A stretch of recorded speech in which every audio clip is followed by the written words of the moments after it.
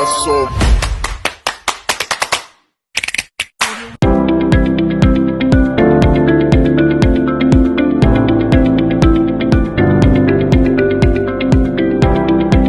Tayong Italian seasoning. Pwede na natin itong ilahat kasi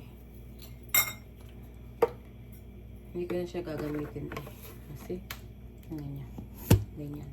So, meron tayong 2 tablespoon of tawag dito, yung Italian seasoning. And then, lagyan natin din ng Cajun seasoning. Diba?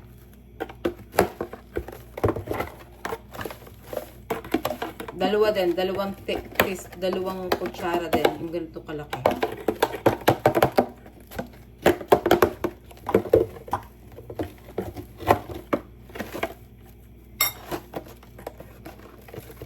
Nabuo na siya. Okay.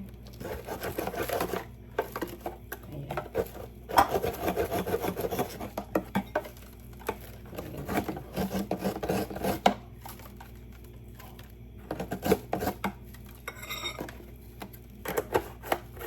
And then, nalagyan din namin ng lemon pepper. Kung anong meron mga seasoning, pwede nyo pagsama-samahin, guys. So, lagyan natin lemon pepper, garlic, salt. Lagyan din natin ito. Yan yung ginagawa ko sa mga sa seasoning ko ng Ayan. Tansya-tansya lang natin. Hindi mo masama. Tapos, lalagyan din natin ito. Nilalagyan ko din ng poultry seasoning. Ayan. Basta kung anong spices meron ako dito sa bahay, pinagsasama-sama ko. Kung anong meron kayo, pagsamasamahin nyo. Tapos, lagyan din natin ng perfect isaw. Diba? So, wala naman. Lagyan din natin yan. Tansya-tansya lang. Ayan. Yan na ginagawa ko. Tsaka ito. Ayan. Lagyan din natin. Tapos, lalagyan natin ng Korean pepper powder. Maanghang to. Ayan. Ayan. Lagyan natin. Tapos, Caribbean. Basta ako anong meron. Ako ganito ako pag nagagawa ng sauce ko. Ng aking ganyan yung mga nilalagay ko. Tsaka tansya. Lahat walang yan. Tapos lagyan natin ng garlic powder. Ayan. Tapos, ganyan lang siya, guys.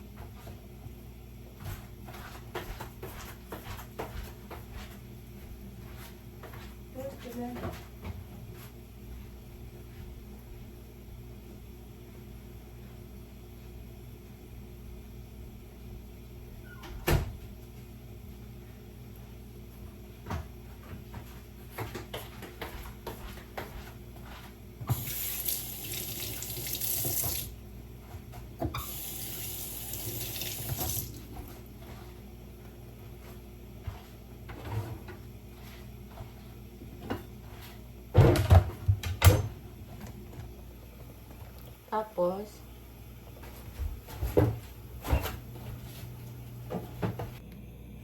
ayan guys, nilagay ko na yung shrimp kasi naalisan ko na siya ng balat. And,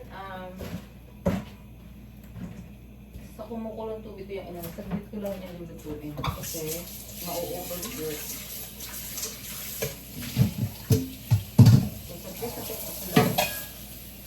Nilagyan ko siya ng lemon. Lemon lang ang inilagay ko. Wala akong ibang nilagay. Kasi nakakaalis na sa yung sabi. Hindi ko tayo na ako.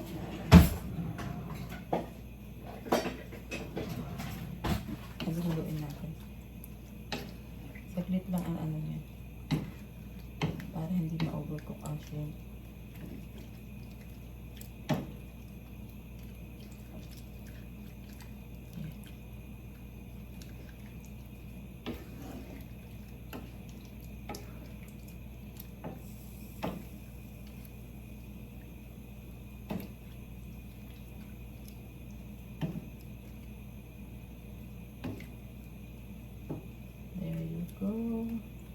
Okay. Tapos tayo. Then, hayaan mo lang kumulo. Isang kulo lang. And then, papatay din natin. Then, lulutin tayo ng sauce. Yup.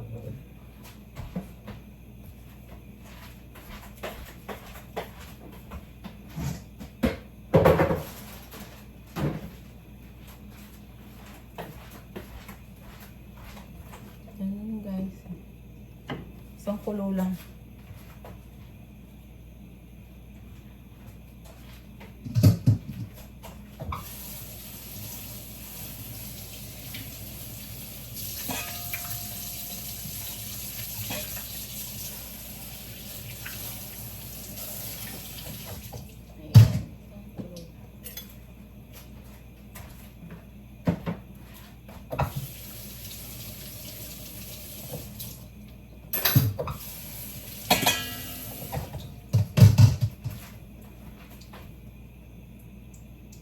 Ayan guys, pwede natin siyang asin sa tubig kasi nakababad na siya sa tubig.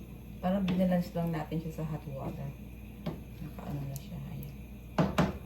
Okay guys, gagamit tayo ng strain. Ayan. Kaya mo siyang uminit, lalagyan natin ng butter. Dito nga kayo para makita niyo mga.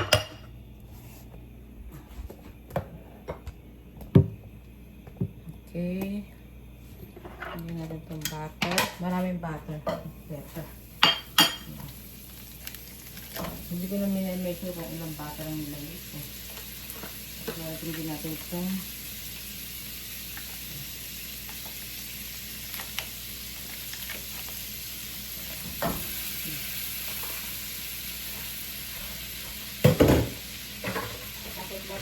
maraming bawang na fresh. Marami tayong bawang.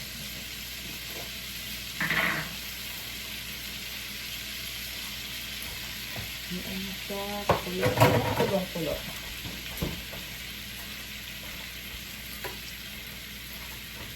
Ayan, matunaw yung butter.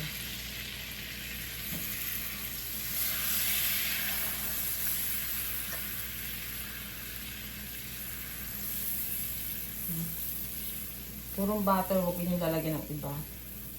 Huwag yung lalagyan ng mantika, hindi masarap. So, 3 klaseng butter ang nilagay ko. 3 klaseng brand. Okay lang yun.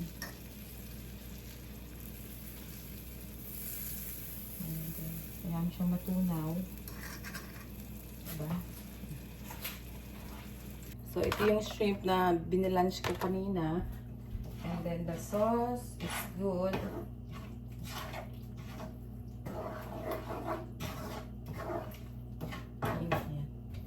Hugasan ko na to. Gagamitin ko pa ito mamaya pagkagayat ng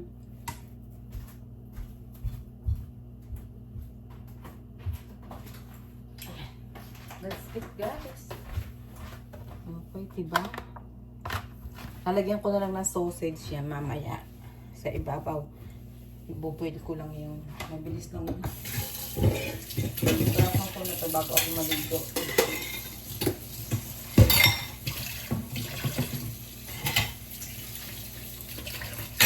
Diba ang ganda ng shrimp, hindi siya masyadong overcooked.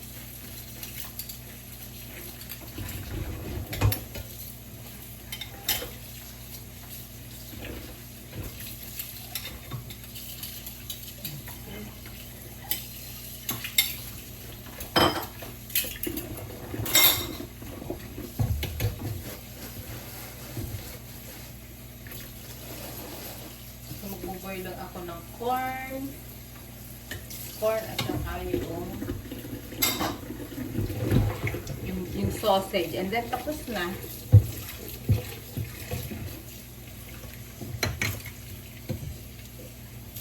Tapos mamaya dadaanan ko mo lang yung toaster.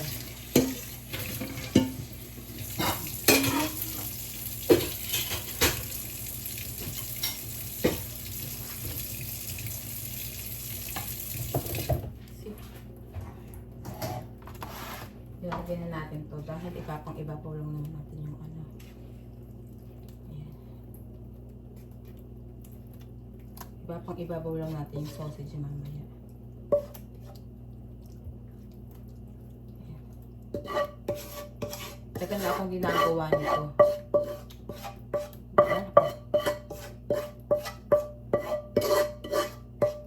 Lalagyan natin ng corn. See?